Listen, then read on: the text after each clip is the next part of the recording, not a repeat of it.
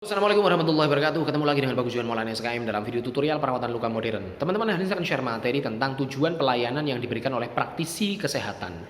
Sebagai praktisi, orang yang praktek, yang memberikan pelayanan, itu tujuan kita apa sih? Nah, ini bisa saya saripatikan, bisa saya simpulkan hanya 3 loh. Yang pertama, yaitu mencegah kematian dan kecacatan. Yang kedua, mengurangi penderitaan atau kesakitan. Dan yang ketiga, mempertahankan keadaan. Kita bahas satu persatu. Yang pertama, mencegah kematian dan kecacatan. Nah, ini merupakan sebuah keadaan yang istilahnya kegawat daruratan medis. Kegawat daruratan medis adalah sebuah keadaan, situasi karena sebuah penyakit atau faktor-faktor medis yang membahayakan nyawa seseorang yang membutuhkan tindakan cepat, tindakan segera untuk menanganinya. Itulah mengapa ada manajemen-manajemen seperti triase di UGD. Bagaimana kita memilah-milih ini mana yang harus kita prioritaskan. Misalkan ada beberapa pasien datang bersamaan, mana yang harus kita tolong dulu, ya kan? Nah, terus misalkan dinas kesehatan juga ada layanan Public Safety Center atau PSC, di mana itu call center untuk kegawat daruratan medis saja. Itu fokus kegawat daruratan medis saja. Kalau misalkan ada nelpon, tolong saya sakit perut dan tolong saya minta dirujuk atau diantar ke rumah sakit, ya itu nggak dilayani, kecuali sakit perutnya Anda itu merupakan salah satu indikasi kegawat daruratan medis. Jadi yang paling utama yang diprioritaskan dari semua orang sakit adalah kegawat daruratan medis, di mana itu mengancam nyawa dan mengancam fisik. Makanya tujuan pertama kita dari pelayanan praktis kesehatan adalah mencegah kematian dan kecacatan. Mencegah kematian berarti menyelamatkan jiwanya, mencegah kecacatan berarti menyelamatkan fisiknya. Nah, kalau dalam konteks luka kencing manis, misalkan saya sebagai praktisi luka, orang kalau luka kencing manis, itu kebutuhan pertama ya selamat jiwanya dulu. Ya kan? Duh, aku ada luka kencing manis nih. Saya harus selamat dulu gitu. Si pasien kan memiliki hak untuk hidup kan. Nah, ini nyawanya harus terselamatkan dulu. Nah, setelah nyawanya terselamatkan, barulah ini kan sebuah prioritas kan. Nyawanya, jiwanya terselamatkan. Lah, fisiknya bagaimana? Nah, di sini fisiknya ada beberapa pasien yang memang sudah terancam amputasi. Nah, ancaman amputasi ini kan sebuah ancaman keselamatan fisik ya, karena mau kehilangan beberapa bagian dari organ dia. Makanya di sini dia merasa terancam. Begitu ada vonis amputasi, biasanya orang stresnya luar biasa karena akan kehilangan, meskipun itu hanya satu ruas jari pun itu sebuah kehilangan, kecacatan. Makanya orang di sini, aduh, saya pengen nih selamat, tidak hanya jiwanya tetapi fisiknya.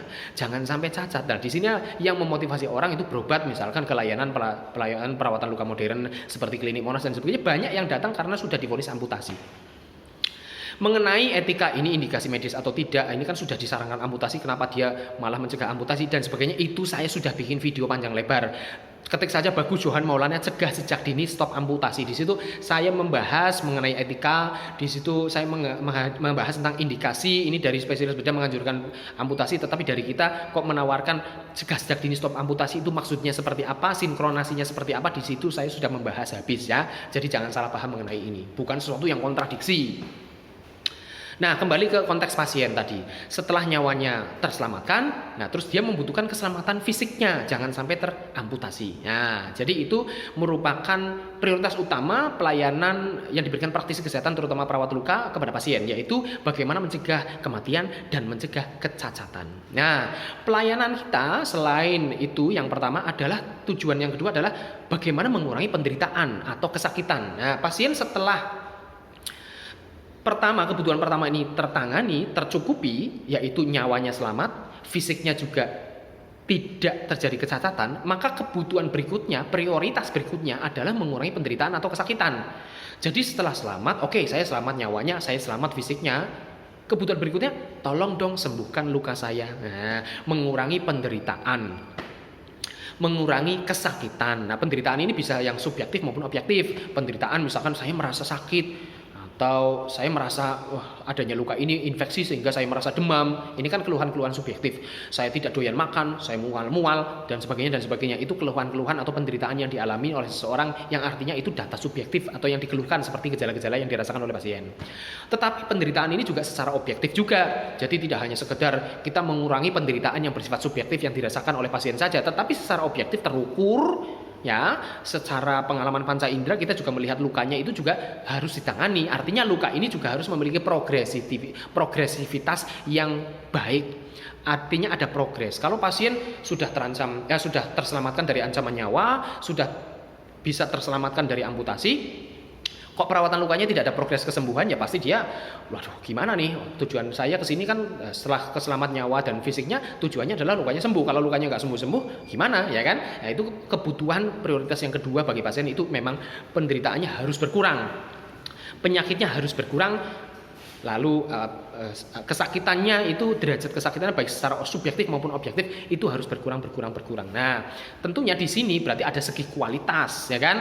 Tidak hanya sekedar selamat jiwa raganya, tetapi pelayanannya harus ada progresnya, pelayanannya harus ada plus-plusnya, nilai tambahnya, progresnya juga ada progres yang baik, sehingga itu merupakan sebuah kabar baik bagi pasien dan keluarga. Oh ternyata memang berobat di sini memang ada progresivitas yang baik, tambah sembuh, tahap inflamasinya terlewati, masuk ke tahap proliferasi, dan proliferasi tumbuhnya juga baik granulasi maupun epitelisasi, oh semuanya baik, tambah sempit lukanya dan sebagainya. Itu kebutuhan pasien.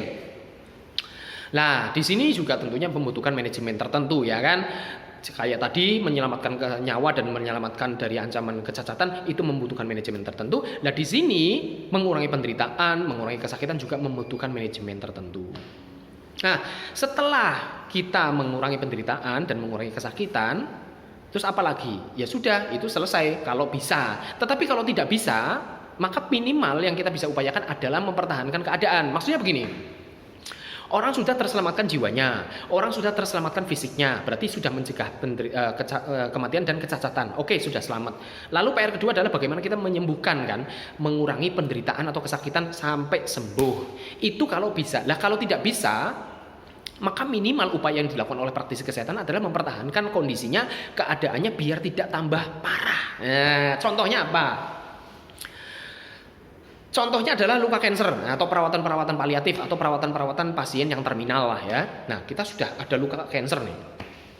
Luka kanker. Ini orang nyawanya sudah terselamatkan, kecacatannya sudah kita cegah tidak menjadi cacat.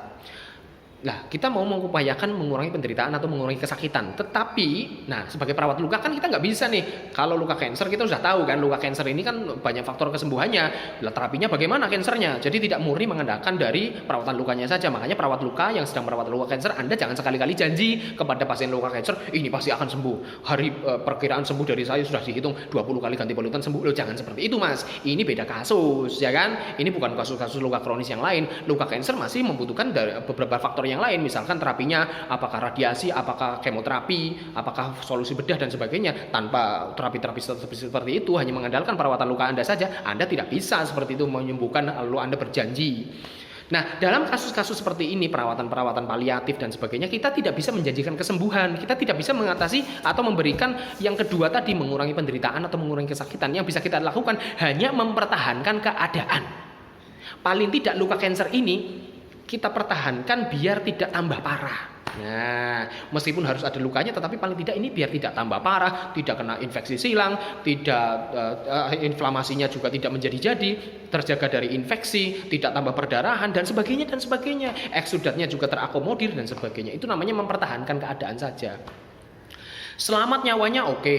Nah, terus penderitaannya, kesakitannya, kalau bisa syukur-syukur ditangani, ya kan? Kita bisa mengurangi penderitaan. Tetapi kalau tidak bisa, ya paling tidak yang kita upayakan adalah mempertahankan keadaan biar tidak tambah parah. Seperti itu. Jadi itulah yang dibutuhkan oleh pasien.